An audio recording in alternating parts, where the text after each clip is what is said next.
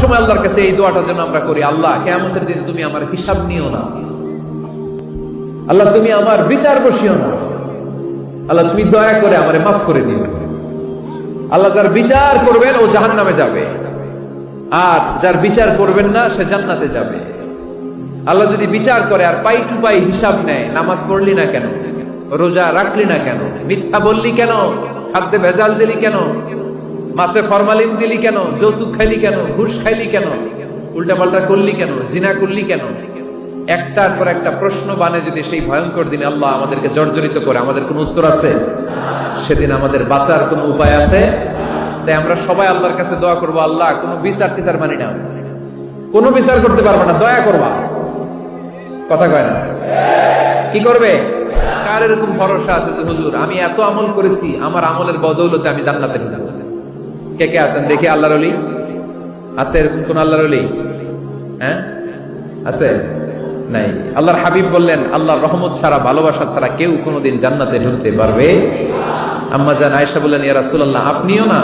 আল্লাহর হাবিব বললেন, না আমিও না, তবে আল্লাহর রহমত আর দয়া সেদিন আমাকে ঘিরে রাখবে। মান নুকিশা উযিবা, যার হিসাব আল্লাহ সেদিন চাইবেন সে ধরা খেয়ে যাবে। তিনি যদি দয়া করেন তবেই আমরা জান্নাতে যেতে পারবো, ঠিক কিনা?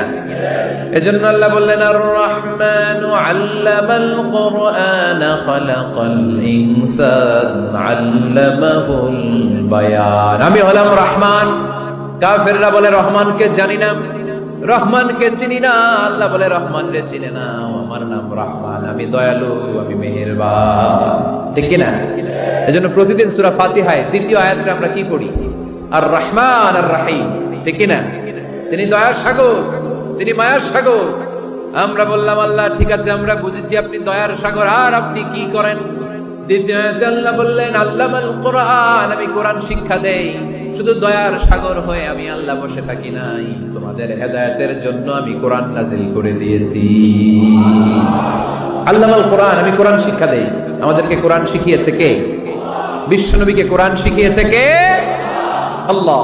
এজন্য দুনিয়াতেও যারা কোরআন শিখায় তাদের মর্যাদা বাড়ায় দেয় কে?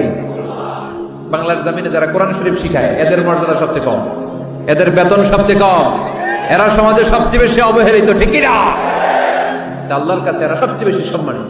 আল্লাহর হাবিব বললেন, খায়রুকুম মান তাআল্লামাল কুরআন ওয়া আল্লামাহু, তোমাদের মধ্যে আল্লাহ তাআলার কাছে সবচাইতে প্রিয় শ্রেষ্ঠ ওই মানুষটা যে নিজে কোরআন পড়ে আবার অন্যরে পড়ায় দেয়। সুবহানাল্লাহ পড়েন। আপনি যদি কাউরে শুধু সূরা ফাতিহাটা শিখান, কোন সূরা? সূরা ফাতিহাটা যদি শিখায় দেন, সে যতদিন সূরা ফাতিহা তেলাওয়াত করবে ওই তার তেলাওয়াতের একটা পার্সেন্টেজ সওয়াব আপনার আমলনামায় আছে না নাই?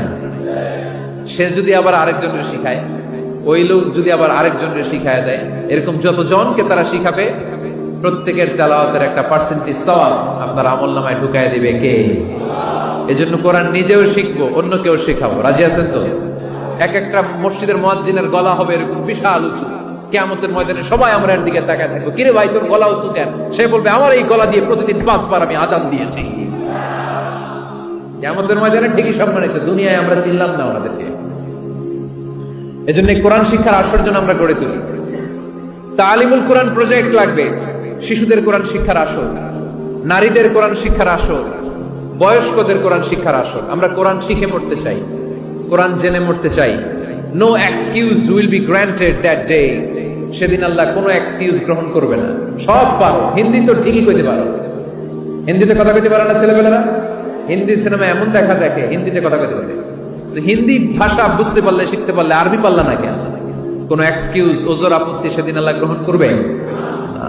শরীয়তপুরের ভাইরা, আসুন আমরা কোরআন শিখি, আসুন আমরা কোরআন পড়ি। প্রতিদিন একটা আয়াত হলেও কমপক্ষে আমরা যেন কোরআনের অর্থ করি, বঙ্গানুবাদ করি। রাজি আছেন তো?